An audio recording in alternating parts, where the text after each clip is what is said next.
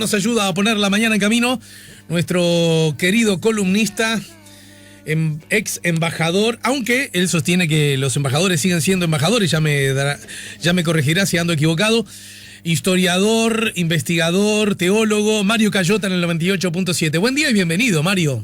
Buen día. Sí, efectivamente, tú sabes que curiosamente seguimos con el título, ¿no? Sí, tenemos ese título de por vida, ¿no? El título de embajador.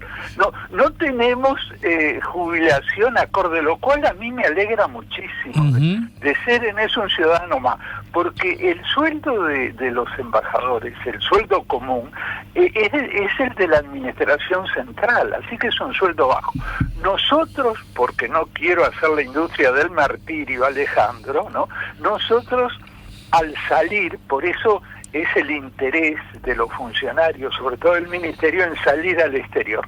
Cuando salís al exterior, tenés un plus que te lo fija nada menos que las Naciones Unidas, de acuerdo al nivel de vida de los ciudadanos europeos. Entonces, eso sí te aumenta significativamente tu ingreso, pero no tiene Montepío, no tiene descuento jubilatorio, de manera que si tú no ahorras un poquito, si no tenés cabeza, después tu jubilación, de lo cual yo me alegro enormemente, de ser un ciudadano como no es como otros funcionarios de confianza que sus jubilaciones están de acuerdo a sus sueldos. El sueldo, repito, lo digo porque a veces, Alejandro, hay amigos que me dicen, bueno, pero tú estás bien ahora. No.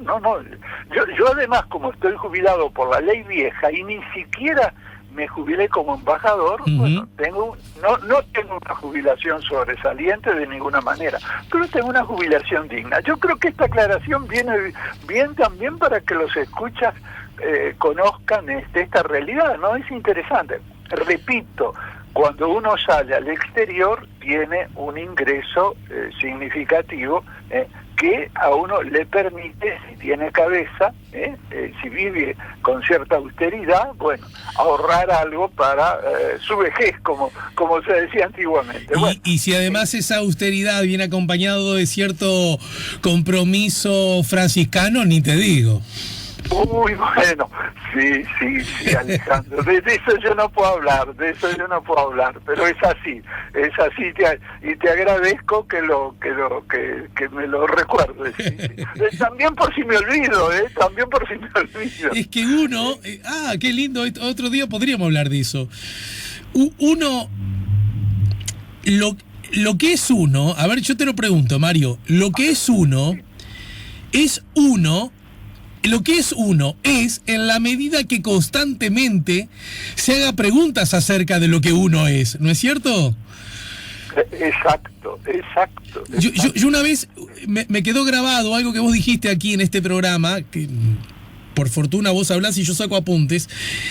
El hombre de fe no... lo estoy llevando a otro terreno, ¿verdad? El hombre de fe, a ver si estoy en lo cierto de cómo interpreté aquellas palabras tuyas. Corrígeme, por favor, si le estoy errando a Luis Collazo. El hombre de fe no es el que, lejos de creerse, no es el que no duda acerca de su fe. Es el que constantemente duda y se hace preguntas acerca de ello, ¿o no? Sí, mira, tanto así que hay una frase famosa de un autor al que yo aprecio mucho, don Miguel de Unamuno, que decía, fe que no duda es una fe muerta, porque una fe, para ser viva, tiene que ver justamente con eso, con la vida, y la vida te está continuamente interpelando, desafiando, y tu acto de fe tiene que ser permanente en lo que tiene que ver con tu cabeza y con tu obrar. Es algo que se hace permanentemente y que además va cambiando, porque como está, salvo que sea una fe divorciada de la vida, entonces sí, pero si la fe, como desde mi punto de vista, tiene que ser considerada, es justamente algo asociado directamente a la vida, bueno, la vida misma te está llevando continuamente a un nuevo acto de fe. Es algo dinámico, es algo creativo. Y además, porque si no, es como yo que de fútbol no entiendo nada. Estoy muy contento, que ganó Liverpool. Gracias. Sí, porque yo lo soy también, yo que no entiendo, es un acto de fe ese también, que yo sea de Liverpool, cuando no entiendo nada, lo he dicho públicamente, con vergüenza, no me jacto, pero lo he dicho públicamente, muchas veces que yo no entiendo nada de fútbol, algún día explicaré por qué, pero yo soy de Liverpool, Alejandro. Es verdad, sos uno de nuestros hinchas. Soy uno, ahí está. Entonces, afectivamente. Después, desde el punto de vista de la ciencia futbolística, no entiendo nada.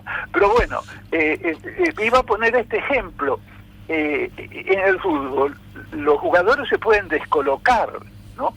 Y en el caso del hombre de fe, sea la que sea, ya está trasciendo la fe religiosa, ¿no? El hombre de fe, el hombre que cree en algo, en el trajinar de la vida se puede descolocar y la fe, empieza a tener una metamorfosis, mutaciones que después de fe viva, de compromiso, porque la fe es eso, un compromiso, no es una cuestión intelectual, meramente intelectual, para nada. Pero la fe, entonces, se puede desvanecer, una fe, pero además algo que algún día, eso es un desafío que tenemos pendiente, Alejandro, porque tú me lo planteaste, también ver la fe con mis actitudes hacia los demás, en relación a la justicia social, ¿no? ¿Qué tiene que ver la fe con la justicia social? Con los pobres. Hay personas que dicen tener mucha fe y bueno, su relación con la justicia social o con los pobres, sinceramente, deja mucho que desear. Así que mira dónde nos han llevado estas reflexiones. Es que estas reflexiones se puede decir que están en una especie de gran teatro, y ya de paso te levanto el centro para que hablemos del Solís. Sí, porque hoy yo no voy a hablar del 25 de agosto como fecha patria, porque primero lo he hecho muchas veces, ¿no? He hablado muchas veces de esta fecha que muchos consideran que es la de nuestra independencia, ¿no? Y como yo además no lo considero así, ¿no?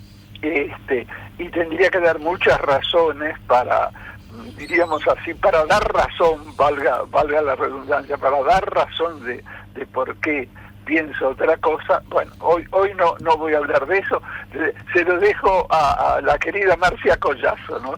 Si lo hace, no sé, yo ya lo hizo, no sé. Pero lo que sí, antes de pasar a hablar del Solís, lo que sí quiero aclarar, que yo no subestimo esta fecha, porque para mí, si bien no es una proclama de independencia, es un acto de soberanía, donde el pueblo oriental decide romper sus lazos de sometimiento con el imperio del Brasil, con el imperio portugués anteriormente, y incorporarse libremente, en forma soberana, a las Provincias Unidas del Río de la Plata. O sea, que es un acto de soberanía. Por eso yo creo que es una fecha que se debe de celebrar, no con el sentido que muchos le dan, y con el que yo respetuosamente discrepo, porque en esto, como tú muy bien sabes, Alejandro, hay distintas teorías historiográficas. Pero bueno, porque es un tema complicado, no voy a hablar de él, y sí voy a hablar del Solís, del Teatro Solís, porque coincide, el Teatro Solís se inaugura un 25 de agosto del año 1856. Y esa fecha llama la atención, ¿verdad, Mario? Sí, ya, porque ya siempre se discutió, a pesar de que considerar el 22 de agosto como nuestra independencia, como el día de nuestra independencia, es mucho más reciente, a raíz de una polémica que se dio, sobre todo entre blancos y colorados, ¿no? Los colorados ponían el énfasis en el 18 de julio, la jura de la Constitución, y los blancos, al contrario, subrayaban el 25 de agosto, porque en el 25 de agosto el protagonista es Lavalleja, que se supone era hombre del Partido Blanco, no, por el Partido Nacional no existía, es del 1872, continuador en parte del Partido Blanco, pero es del 1872, así que tenemos que hablar del Partido Blanco. Y el 18 de julio, quien resultaba protagonista era Rivera, por eso había como trasfondo de esa discusión historiográfica, había también una discusión de tipo político partidario, ¿no? Pero lo curioso, sí, lo que tú muy bien señalás, ¿no? Que ya en el 1856 se consideraba una fecha señera, significativa, el 25 de agosto, ¿no? Se ve que ya había partidarios de esa fecha, ¿no? Que no sé si la considerarían como fecha de la independencia, pero sí como fecha muy, muy importante. Ahora, volviendo al Solís Alejandro, yo pienso que muchos de nuestros escuchas, bueno, asocian al teatro nuestro bueno, nada menos que a la apreciadísima Comedia Nacional y sus grandes actores y directores, ¿no? Pero si nos retrotraemos en el tiempo, tenemos que hacer memoria también de las brillantes temporadas líricas que se desarrollaron en el Solís. El célebre, pongo un ejemplo, Alejandro, el célebre maestro italiano Arturo Toscanini, nada menos que Arturo Toscanini, en el año 1906 estuvo en el Solís. Y estrenando por primera vez en Montevideo una obra difícil de Ricardo Wagner, que era Tristán e Isolda. No eran las conocidas óperas italianas que tanto nos gustan, no, era una obra de Wagner, ¿no?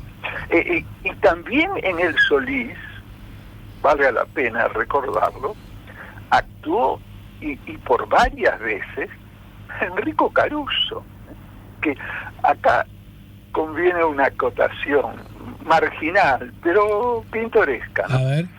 Que junto a oír su hermosa voz de tenor, porque un tenor abaritonado, entonces tenía la dulzura del tenor, pero también la potencia del barítono, ¿no? Bueno, además de dejarnos oír su voz, también nos dejó una costumbre, porque él lo fumaba.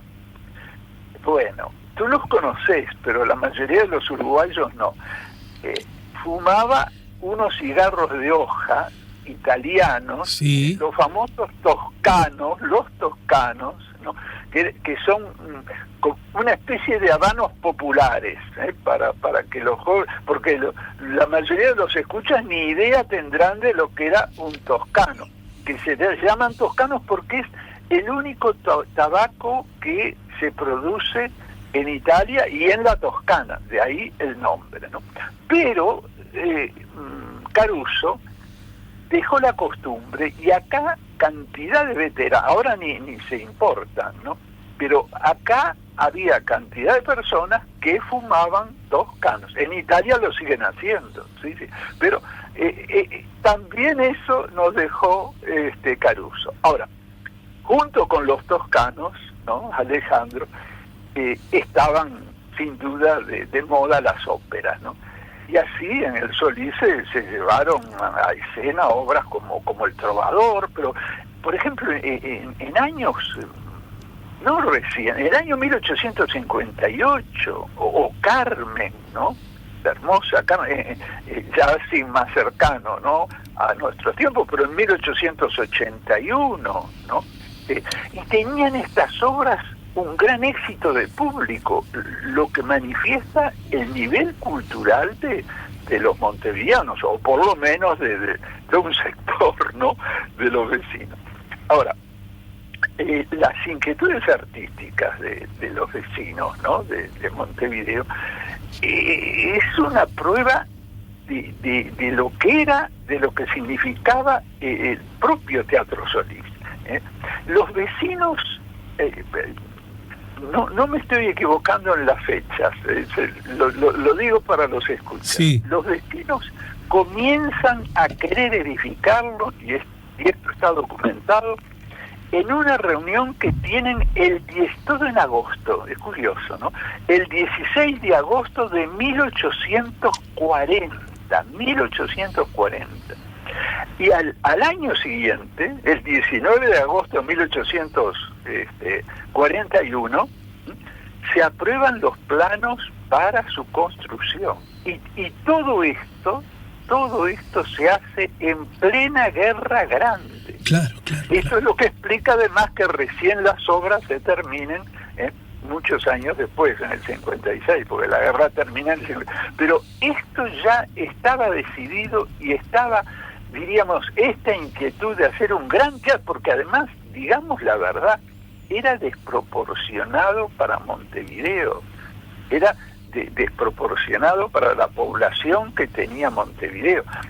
No quiero pasar un éxito comercial, pero para dar idea de que los uruguayos fuimos siempre así, ahora que tanto se critica el Arenas, bueno, también pasó con la catedral. El rey dijo, de ninguna manera yo voy a financiar esa obra imponente, esa catedral, para una población de 5.000 habitantes. Y los orientales de aquella época, ¿no?, ¿qué hicieron? Y así el rey no la vamos a financiar nosotros. Uh-huh. Y la catedral se financió con el aporte de los vecinos de Montevideo. Uh-huh. ¿No? O sea, hay una tradición, por eso el esfuerzo de los teatros independientes, ¿no? Yo creo que en este momento en que se reabre la actividad teatral, hay que poner el propio gobierno tiene que ayudarnos a que esto continúe y se profundice, ¿no? Hay que pensar, por ejemplo, que cuando el Teatro Solís, que era obra de los particulares, porque fue pensado por diríamos así, empresas privadas, no, más bien por los vecinos de Montevideo, porque se nucleó mucha gente alrededor de esto, pero que recién pasa a ser obra pública, diríamos así, sí, a ser propiedad del Estado en el año 1937. Cuando yo tenía un año. Mira. Yo soy del 36, bueno, esto, el Estado compró porque el Solís se encontraba en dificultades. Y entonces el Estado dijo, no podemos dejar que esta obra tan importante, ¿no?, tanto desde el punto de vista cultural, por todo lo que significó, sino también histórico, es el esfuerzo de los vecinos. No podemos, tenemos que acompañarlos, y entonces el Estado compra en el año 37 el Solís. Ahora, el teatro, ¿no?, al que asistían nuestros antepasados, no era el teatro que conocemos hoy. Por ejemplo, el Solís carecía de luz eléctrica, su alumbrado era gas durante décadas. Recién la instalación de luz eléctrica se hizo como un gran logro, ¿no?, fue allá por también, mira qué preferencia, qué bien que tú lo hayas subrayado, qué preferencia por los 25 de agosto. La luz eléctrica vino al Solís un 25 de agosto de 1887. Recién. Y después también tuvo reformas. 1887, o sea, 30 años después de inaugurado el Solís. Sí, durante esos 30 años se alumbraron a gas, que eso es diferente, ¿no? Después hubo una reforma también en 1910 y otra más reciente que culmina en el 1946. Y finalmente, que ya es historia contemporánea, ¿no? Una tercera ante los graves riesgos que corría la sala, ¿eh? Sí, claro. Y que fue iniciada durante el gobierno departamental del arquitecto Mariano Arana, ¿no? Sí, claro. Bueno, sí, y bueno, la reinauguración fue también un 25 de agosto, ¿no es cierto? Sí, lo tengo muy presente porque yo tuve el privilegio en ese momento de ser el presidente de la Junta Departamental.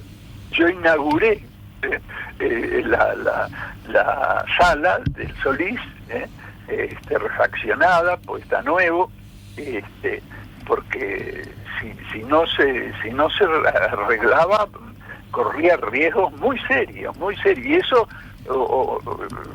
fue un mérito grande de la administración del arquitecto Mariano Arana, aunque ya con anterioridad en la intendencia del doctor Tabaré Vázquez ya se había planteado el problema y se habían comenzado los estudios. Pero todo esto culminó, es un hecho histórico, con como también el SODRE, ¿no? El estudio auditorio, que después del incendio no se arregló más hasta que justamente en esos años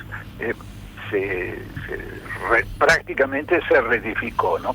Sí, la reinauguración ocurrió en el 2004, lo recuerdo perfectamente. En el 2004. Sí, lo recordás. Sí, la restauración, que además siempre implicó, estamos casi en el final, pero me obligo, tentado por la reflexión que estás haciendo, siempre implicó una cosa que desde el punto de vista histórico yo como ciudadano, pero también como hombre del teatro, como hombre de la cultura he valorado mucho, y es que el Uruguay estaba... el Uruguay debió abandonar algunos planes empujados por la terrible crisis del 2002, ¿no es cierto? Sí. Y seguramente cualquier gobernante tuvo que haber dejado cosas para atrás de cualquier área del Estado, de cualquier agencia del Estado. Sin embargo, algo que a mí me parece simbólicamente muy rico es que a pesar de ese contexto, el gobierno de Montevideo insistió con la remodelación, la restauración de Teatro Solís en plena crisis, lo que desde la perspectiva simbólica me parece formidable como aporte a los ciudadanos todos sin distinción de cintillas partidarias, ¿no? Exacto. Es un hecho histórico, ¿no? Que impone esa reflexión, ¿no? Y bueno, pero si hablamos de ópera, también tenemos que pensar, por ejemplo, ya un poco en la terminación del programa, ¿no? Que por ejemplo, en 1912 habló con motivo de la disertación, ¿no?